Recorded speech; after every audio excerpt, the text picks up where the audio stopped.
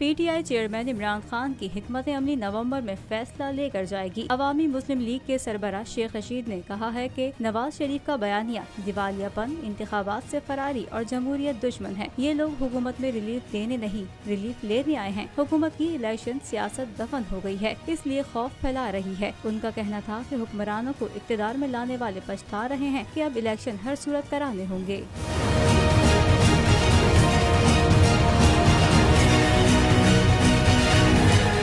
साबिक विफाकी वज़ीर दाखिला शेख रशीद ने अपने ऑफिशियल अकाउंट से ट्वीट करते हुए कहा कि हमने ML1 $6 अरब में एक्निक से मंजूर किया था। हुकूमत ने ML1 को तकरीबन $10 अरब कर दिया है। शेख रशीद का कहना था रेड जोन की 4 किलोमीटर और 6 पोस्ट सेक्टर तक तौसी हंगामा आराई का मास्टर प्लान है। हुकूमत अरशद शरीफ और सदत नईम की शहादत इमरान खान के गले डालने में नाकाम हो गई है।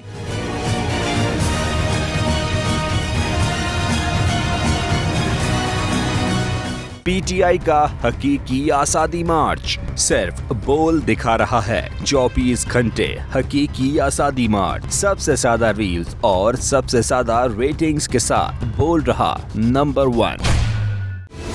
सबसे बड़ी कवरेज, सबसे बड़े पैनलिस्ट, हमने तो बड़ी PMLN के वार सहे, वो भी बिला वजह। सबसे ज्यादा रिपोर्टर्स। इलेक्शन कमीशन की जानिब से कोई इंतजाम इतने अच्छे तरीके से नहीं किए गए।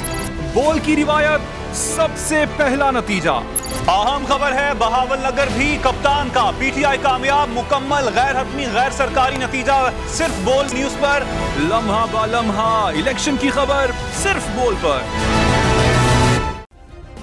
सब्सक्राइब करें और बेल दबाएं ताकि कोई खबर रह न जाए।